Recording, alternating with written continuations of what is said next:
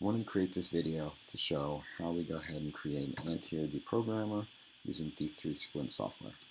So on our Itero, we use OpenShell, oriented in occlusion, high quality, and just name the folder. And click export. I already did that, so I'm just going to go ahead and start the software. D3 Splint, actually great software. This small folder here is if I wanted to change any of the settings, the custom settings, which I'm not going to. Expand that. First thing we want to do is set maxillary, anterior deprogrammer. Really, we're just following all these prompts at the bottom. Next, we'll import our STL files. In our case, they're on the kdent folder on the C drive. Click import, and you left click each one of those to highlight them, by the way. So now we're going to zoom out a little bit and set our splint model by left clicking the top. Set the opposing, left click the bottom. Set our landmarks, and again we're following the directions. Upper right corner. 2 molar occlusal surfaces and size of legend midline. Click enter. Now here, if you notice, very long anterior teeth, super erupted lowers, so we're going to have a really deep bite. So we have to change our pin settings. Normally I pick 4. Today I want to pick 6 because she has a very tricky bite. And you can see even this open, we're going to have a little bit of difficulty putting the deprogram element in there. Next we'll survey the model. If you need to go back to that closed bite, you just click recover. Now we're just kind of turning a little bit to give ourselves a good insertion. Access will capture. Click commit. I tend to not tweak these directions, but you can. Click commit.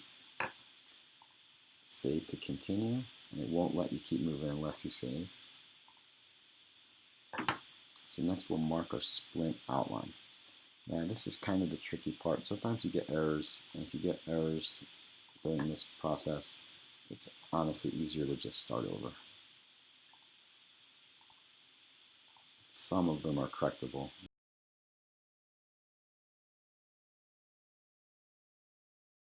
In the anteriors, as I go canine back, I go a little bit lower, engage a little more of the tooth. You have to stop at the molar halfway through, and you see that red will probably give me an error message of some sort.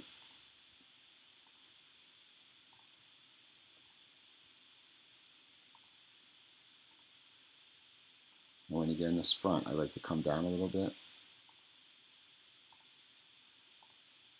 and that's going to help us keep some strength for our deprogrammer. And when you're connecting the final dots, see that little line? You want to click connect when you see that line. And here we have an error of some sort, so sometimes just by moving that dot a tiny bit, I'll get rid of that error. Actually, that other error I saw earlier isn't there anymore, but let's look for problems just in case. You click show problems, it'll show you red dots of problem areas. And that's a pretty easy one, so no errors. And again, follow directions on the side. Click next, pick the interior of the splint, and that means this is a success. If the whole model shows up one color, not 2 separate colors, then we know it didn't work. So we'll click next. Trimming looks good, so we'll click next.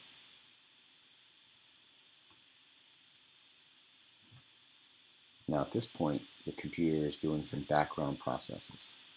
And you just kind of have to hang tight and give it a minute or two. And you can see it's working. Even though it seems like forever, it takes, I don't know, maybe a minute. Just gotta wait it out.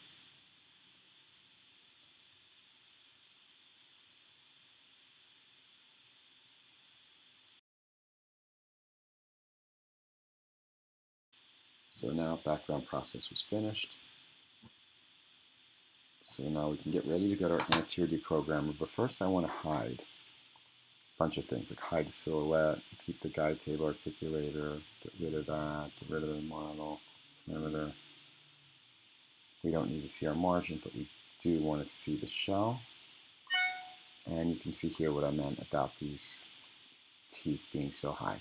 This is only a 3mm long splint, but you can see we still have a lot of issues with the thickness. So I'm not quite sure what kind of splint we'll end up using for her because of how long these teeth are. But I'm going to go back to change my pin setting and open it up another 2mm. You can see there we have a little more space. So again, it's more than I ever like to open, but that's okay. So now in order to put our deprogrammer on, you want to double left click where you want that element to be. So that's pretty good. Right in the center, usually between 8 and 9. And then we can click Anterior Deprogrammer. Now if we want to change the length, you can. I'm going to make this, let's say 6. And you can change that after you've already put it on too. So if I want to go ahead and edit that again,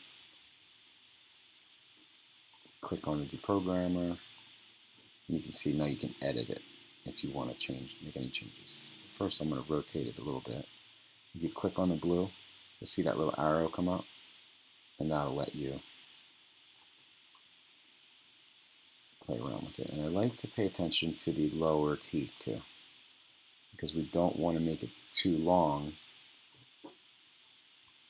or too thick I should say, when a person already has a pretty open bite. So we're going to bring that up a little bit. Might even open up this pin another 2mm, just so we can kind of see how this deprogrammer hits against the bottom teeth. Now we are going to have to do some adjusting. And if you want to close the pin, you just go to a negative. That's going to close this up a bit. And you can see. So that's pretty good where the molars aren't quite hitting. Really, we can probably take it up a little bit, or we can just adjust chair side. I'm going to actually go ahead and change the pin again just to see how it looks when I close a little more. And we're still not hitting. So I'm good there. I'm pretty happy with that position overall. We'll need some adjusting, but it's pretty good. So now check in the articulator, make sure it doesn't seem like they go past it. We'll go left and right, make sure the molars aren't hitting, and they don't appear they are. I'm pretty happy with that. So now we can fuse the deprogrammer. It's going to make it all one piece, you'll see. We'll block out large concavities.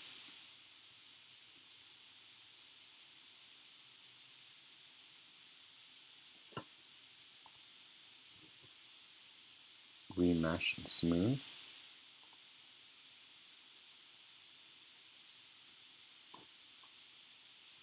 At this point we can hide our models and see where we're looking at. Now it doesn't actually hollow itself out until the end when you finalize the splint. And you'll see there it goes. So there's our completed splint. And you do see these little extra pieces here. So before we export, we're going to remove those small parts. Okay, now it's printable.